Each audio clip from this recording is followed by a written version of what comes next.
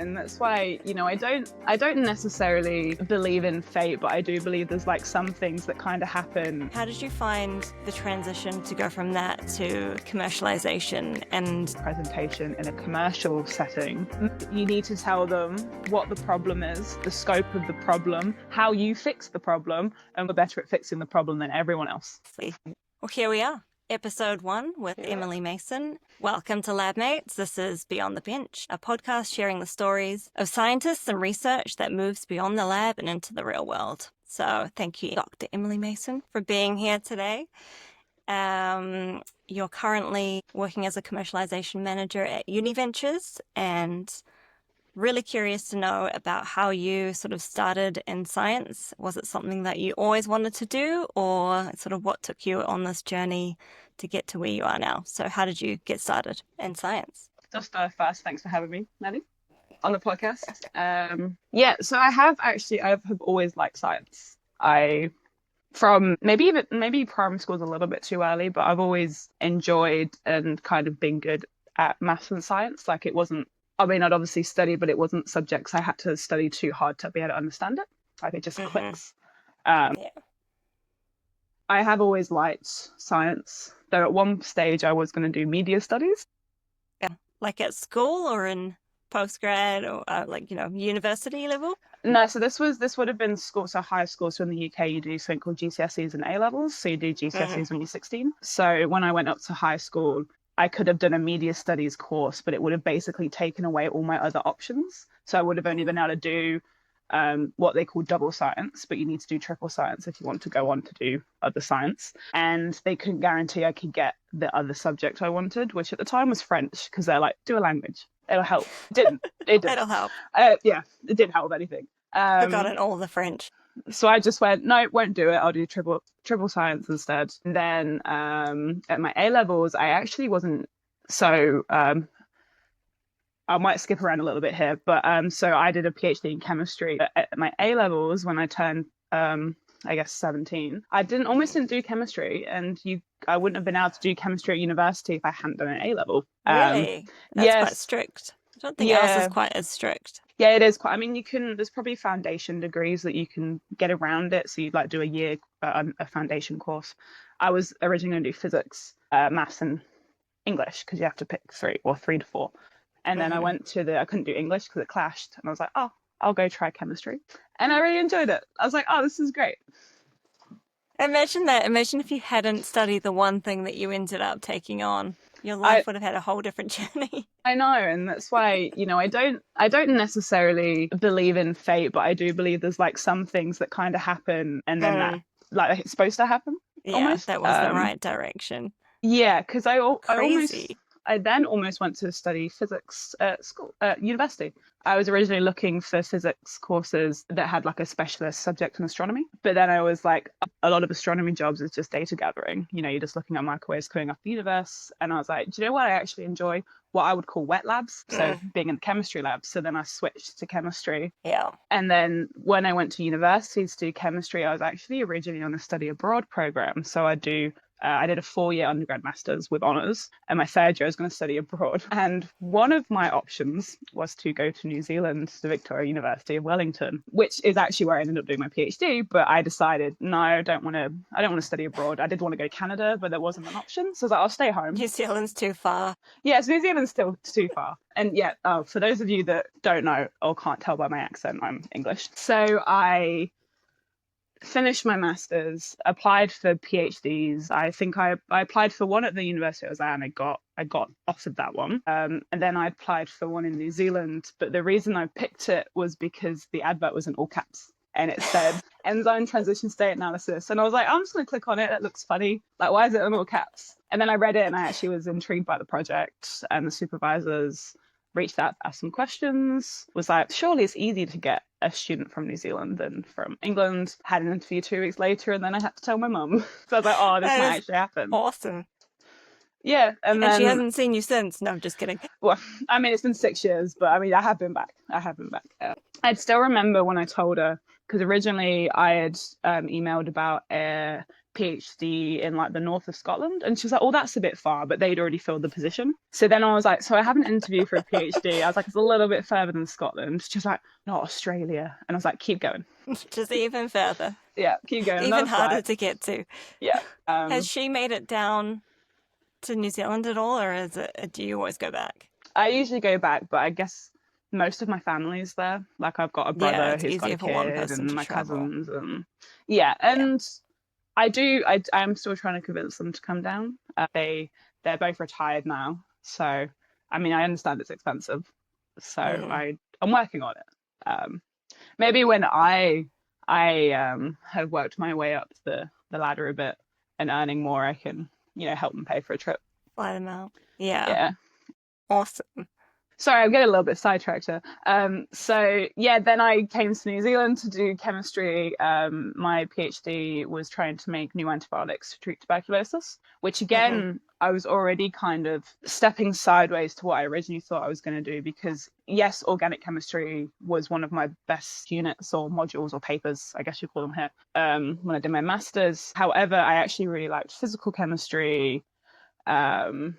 And I was really good at computational chemistry and quantum. But I was like, but I want to be in the wet lab. Yeah, I understand the wet lab bit. All the other bits, Yeah. I'm like, as a biologist, what did you just say? Oh, computers, it's fine. Yeah. But no, No. and then I liked it because there was also a thing in there about I'd be able to do the biology myself. I'd get to Mm. essentially actually have a project that goes, well, I mean, obviously it's for a therapeutic, so timelines, tens Yeah. of years, but I could make the molecule, I could test it, and we could see if it was any good for further investigation, which I really Yeah. liked because my Hmm. master's project was on it's called ritaxanes, but they're just very big molecules that they have theoretical applications. I mean, the field may have advanced since I was last in it, but we were just trying to make them. And I'm like, this Yeah. doesn't have an application. I'm just feels like I'm doing chemistry. Fake chemistry is sick. Yeah. But yeah, so came here, did my Fair PhD, enough. got stuck because of COVID. Yeah, that's right. Not a bad place, especially being in Wellington. I think we had two Hmm. lockdowns that were a month each because we were allowed back into the lab at level 3. Yeah. So in Compared to other comparison, parts, yeah, in not comparison so to bad. Auckland or like my friends back home, friends and family back home, not a bad place to be stuck. Yeah, definitely. Stuck in Scotland, we had months of lockdown and no lab works. We had we actually had a research assistant start in our lab maybe a month before COVID hit, and a postdoc that had started similar-ish time or maybe just Yeah, after the first lockdown, and it took them so long to get up to speed with the lab anyway, as it normally does when someone new starts, because there was no group interaction and yeah, the inability to kind of get properly stuck into any wet lab stuff. Like all they could do was read papers, it must have been dreadful. I mean, they had the job security, but it yeah, was, yeah, not ideal. So I guess that was a cool journey that you went on with your undergrad, master's, and then PhD. So did you always think that you wanted to sort of stay in an academic lab or be a PI? Like, how did your thinking change over time, I guess, is what I'm yeah. curious to know. Is like, when did you know that you weren't going to be the PI or the postdoc even? Probably second year, towards the end of the second year of my PhD. Up until that point, I was still under the impression that that's where I wanted to go and that's what I wanted to do. Hmm. I mean, it was also one of the reasons I came out here was because a bit of advice I got from someone at Lancaster University. She's actually passed away now, but Dr. Lorna Ashton, she told me, go for it. She's like, don't do your PhD in the same place you've done your master's. It looks better for you if you go somewhere else. And if you hate it, you can stay for a year, do the drop down conversion to get another master's and come back. At least you tried it. Yeah, And that's I good mean, advice. there was other factors as well, but that was one of the things that was like, actually, what have I got to lose Mm, by yeah. just trying, you know? I And think that's a great really decision. interesting point. Yeah, and great decision. Yeah. So once you finished your PhD and you were submitting, or I guess at what point did you consider looking for your next role? So obviously you're kind of Yeah. stuck in New Zealand at this point. When did you go, I need to find a job and line that up so that I get paid? Yeah. So originally, the institute that I was at, they were trying to put something in where you would get like a 2 to 3 month RA at the end of your PhD. Yeah. So that especially they have a lot of international students. So the idea was that we'd have be able to support ourselves and stay in the country until at least we defended. But unfortunately, this was during the post-COVID kind of recession had finally hit New Zealand. So unfortunately, they didn't have the money to do that, which I'm like, okay, that's fair. But I think I was told at the end of November, I was due to hand in end of January. So I was like, okay, and that's so when your scholarship finished as well? Yeah, my scholarship finished the end of January. So I was like, okay, so the jobs that I should have been applying for, the applications are due in like a couple of days to start in the new year. So it wasn't great timing. Like, I understand there's external factors, but that was when I was kind of like, okay, I need to get off my ass and actually look at what's out there, because like a really serious I'm like, about to be hunt. unemployed and I would like to stay in the country. No mum and dad in the country, no home to just live at while you're like searching for jobs. And I remember that time actually. It was kind of the collapse of the university system here, which I mean hasn't necessarily stabled out anymore, but it was quite shocking the way funding just disappeared overnight. And like super I don't scary.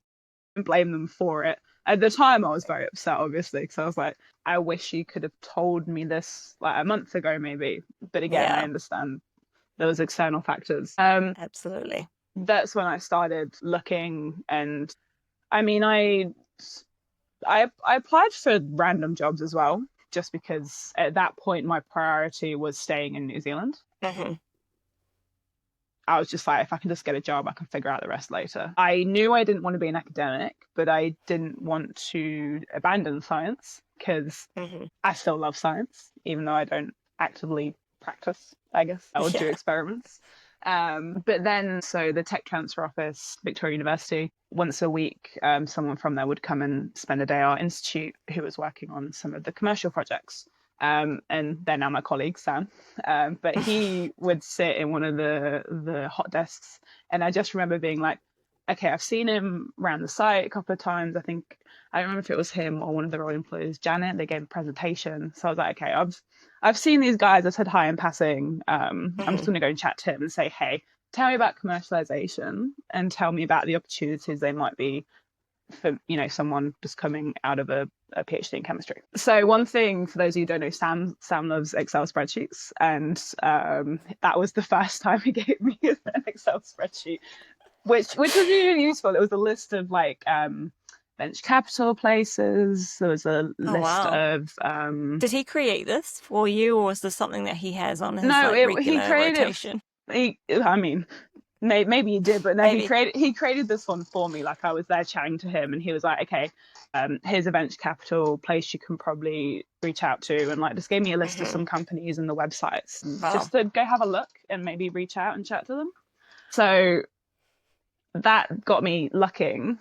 And I mean, I was still also just applying for things. And then he was like, hey, I'm these people that work for this program called Return on Science and Momentum. So would you like to come along? I think they're looking for a role at the moment. And then he sent me, there was like it wasn't really a job description, but it informed you about the job, but it didn't actually tell you what your duties were or anything. Right. So I said, yeah, cool, I'd be keen to come along and have a chat. Had a chat with them. They were keen to get me on board. I remember at that point, Graham Scan was still in charge of the programs. So Return on Science and Momentum, for those that don't know, is basically government-run programs that are funded by MBIE, but they run by Uni Services, which is the tech transfer office at the University of Auckland. So I had a phone call with Graham, who was the director of the programs at the time. And he was like, yeah, you'll be good for the role. It's kind of a stepping stone job. You build up quite good networks within the commercialization ecosystem in New Zealand through doing it. Yeah. But then I didn't actually get told that I'd had the job for another 3 months. And did they just assume you knew, or what was I'm not really sure. They were trying to get me on board, but they had like a couple of trips to the States for something, and there was just, it didn't line up quite well. But I hadn't actually been informed that I had the job, so I was, I worked homegrown, which was actually really fun. I did it with one of my friends who was still doing a PhD at the time, and I worked at I think it was Mum and Cuba Duper. There was a donut cart that I was in, so I got fed as well, at least. Yeah, that's a good keep you entertained kind of, earn a few dollars while you're still a student. Yeah, that's quite funny. So that kept me I was probably about 2 weeks away from having to pull the plug on living in New Zealand when I got Yeah. the call to be like, yep, we can get everything sorted. You can come on board in about 2 weeks. But then Wow. I think I did like 2 weeks of the job and then I had my PhD defense. Oh, So I frightening. had to take a week off to, Yeah. well, it didn't end up, I don't think I actually needed the week, but you feel better going in with that prep time. Yeah. But then through that job, I was exposed to commercialization. Awesome.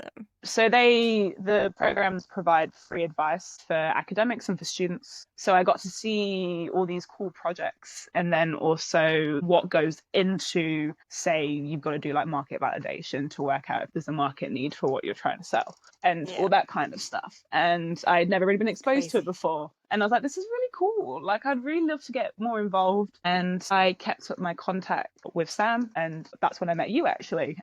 Mm-hmm. I think Sam was like, hey, we'll have a coffee and introduced Yeah, us. yeah. And then you're like appeared, hello. No, it was awesome. Yeah.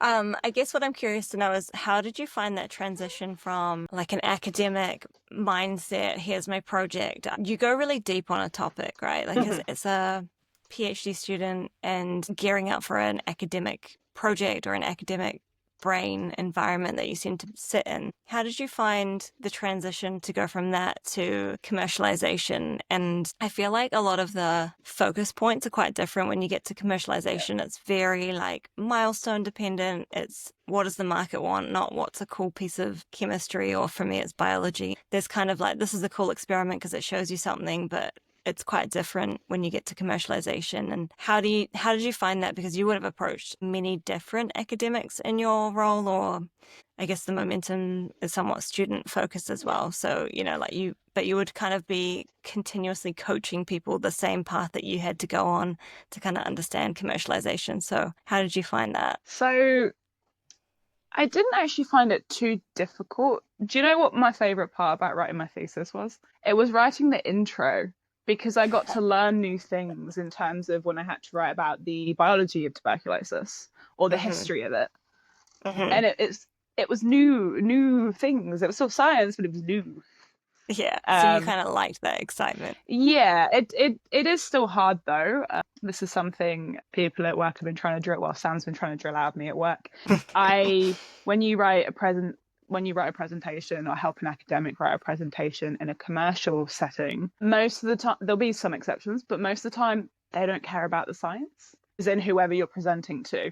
Yeah. You need to tell them what the problem is, the scope of the problem, how you fix the problem, and why you are better at fixing the problem than everyone else. Such a good point. It's so different. It's all of that, and it's more about how you get from A to B and just building trust that you can do it, and not so much the journey, the science that you're doing. Yeah, they don't care as much. Like, it's crazy. Don't get me wrong, the science is obviously still important, and if you do get to the point where you're looking at big investment, then you need to prove the science. Or if you're going to file for a patent or something to protect your IP. But they don't care about science, and I found that especially, and still do, because obviously I'm working at the tech transfer office at the university. I study that, so if I'm ever working on any projects that come out of the Ferrier, where I did my PhD, I'm always like, oh, I want to say more about the science because I understand. Yeah, what is that? And then I'm like, oh no, they don't care. They're just like, this does this, and we have this. They almost trust that process because of you build up that trust, saying, I've got all this experience in publications and all that. So they just take that and just trust it. And I think that's so different to when you present at an academic conference. Everyone's skeptical. Yeah. What about this? Have you tried that? And there's quite a different mindset. And I think, it's quite fun. I think what you do is really fun because you get to hear about all the exciting projects and then kind of help people figure out whether there's a commercial aspect or not. But either way, you get to sit there and hear about all the cool stuff. And, you don't go super deep in the topic, but you get to get that feeling of new a lot, which is quite cool. Yeah. Yeah. No, I really enjoy that aspect of it. And I mean, if you can't tell, I like talking. Specifically talking to people. So that was something that I discovered during my PhD that I missed, because previous to that, like the part-time jobs or jobs in between like university stages, I've always worked in customer service. and I missed it. I Interesting. miss talking, like interacting with people I haven't met before. And I mean, half of this job is relationship building, It which I love. 100% is. Like, I think it almost, yeah, almost all of it. And I think, is that something that you weren't super self-aware during your studies that was going to be such a big thing in your career? Like, I think about the part-time jobs that I've had that actually helped me more in some ways than the academic research nerdy part of my brain that sort of got me the titles and the, I guess, the accreditation to get where I am. And it's Yeah. more the so-called soft skills that you don't actually develop in your PhD, but it's all the other jobs you did, whether it's like demonstrating undergrad labs or part-time customer service, those things. Do you think that there were definitely gaps in your PhD training that were fulfilled by other pieces of your like job history? Yeah, I think so because I mean I've those probably definitely helped because I mean I was a sales assistant when I was 16 whilst I was doing my A levels part time, and Mm-hmm. I've always been drawn towards people, so I that probably actually helped, and I've always had the confidence to talk to people that I don't know. Like it's not like a confidence in necessarily like presenting something, but in terms of if I see a group of people chatting or like someone on their own, I'll approach them and chat to them. Mm-hmm. And Yeah. I've always done that even before I worked, but I think that just kind of helps you hone them. Mm-hmm. Like when I go back home, actually, am still friends with some of the people that I worked with as a barista, and I'll go and, they'll go and chat to them and they'll make me coffee. And then some of the regulars would be like, "Oh, Emily," like they still, Really? yeah, they still chat to me when I go home. They're kind of My dwindled God. off because it was where I worked. My grandparents had a group of people that they would all go to the coffee shop with, and then there was Wow. regulars that were like, "Oh yeah, they're part of that." Like they knew of them, but not Yeah. didn't know them. But then yeah, and that's nice. Like there's a lot of them that aren't there anymore, or have moved on. They've moved on to other places in the UK or whatever. But there's a few, and I'm like, that's nice they still remember me. That's so cool. I love that like small world kind of vibe. But I think that is like a piece in your story that kind of took you to where you are now. And it's funny how much we spend time so focused on the academic journey to be your career. Like I remember telling my parents that I was doing a PhD and they're like, well, you'll be a scientist or a professor someday. And it took me so long to unlearn that process that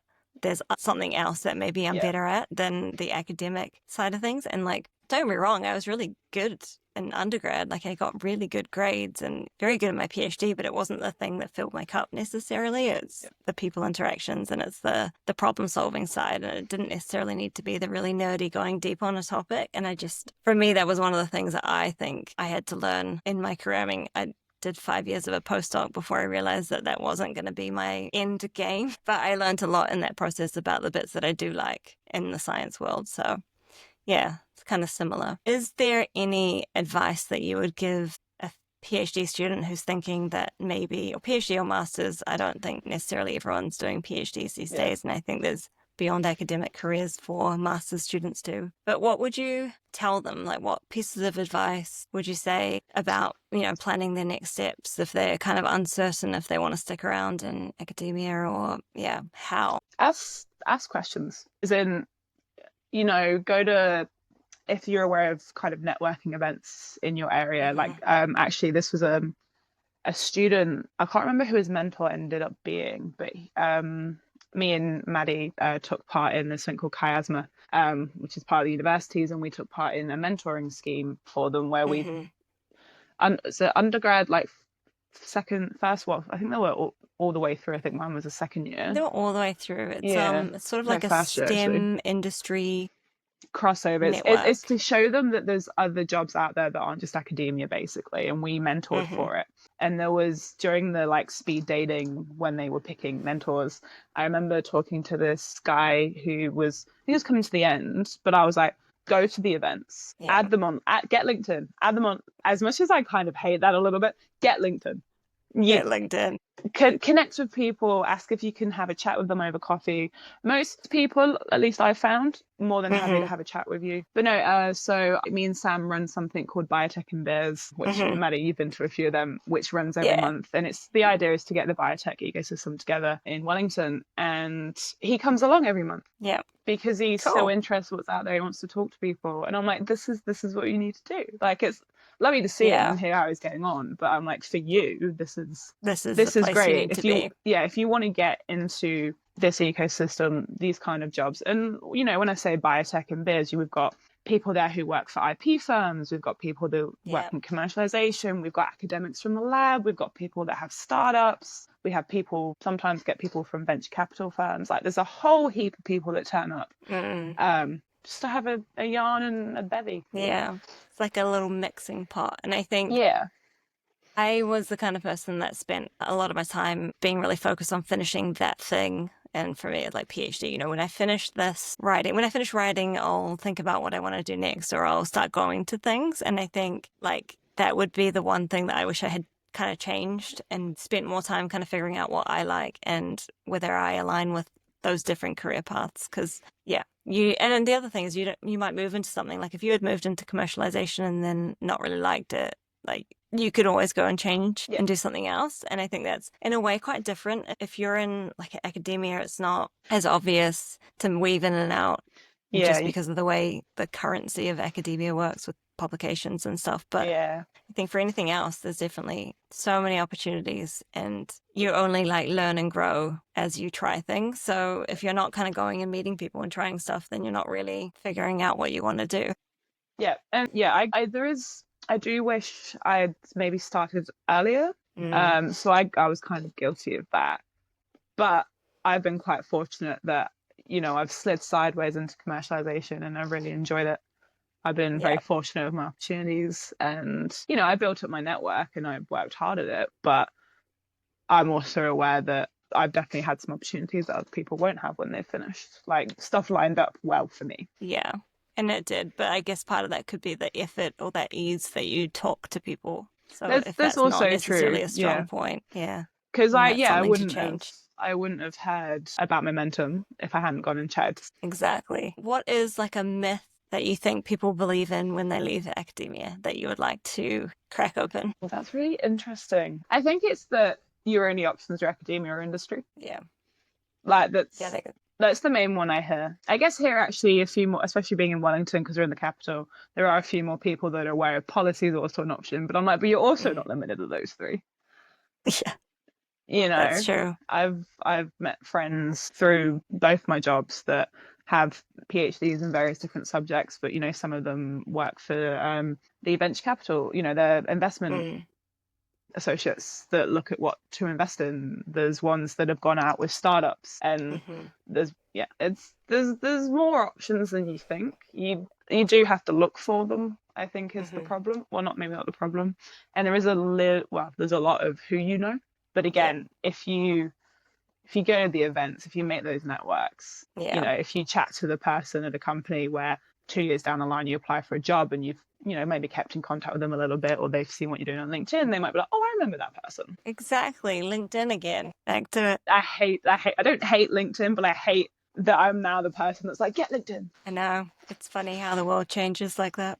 Yeah. I'm like, well, it's worked for me. Exactly. And me too. Like as much as I think it's really, those people go around personal brand and, genuinely there is a purpose to that. And I think just doing a thing on LinkedIn that feels authentic for you and connecting with people is 2 steps forward in the right direction to finding your next thing. And it doesn't have to feel too awkward. You just give it a go. And if you try something and then you don't like how that felt or it was too fake in your post, don't do that. But I think the comments on LinkedIn is where it's at. I think commenting on other people's stuff and being a real human and the comments. Yeah. That would be my top tip. And last one is, do you still call yourself a scientist? Yes and no. I usually go for I'm a chemist by training. It depends what the intro is. A lot of the time when we do intros, I guess because most of the commercialization I do is in the health tech space. They're usually therapeutics or some other kind of biotech. you usually say, oh, I've got a PhD in chemistry, or my background's in chemistry, because that's usually what the others say as you go around. Yeah. I don't think I necessarily say I'm a scientist, but I think every now and again I do. It slips back in. Because I spent 8 years of my life studying in one subject.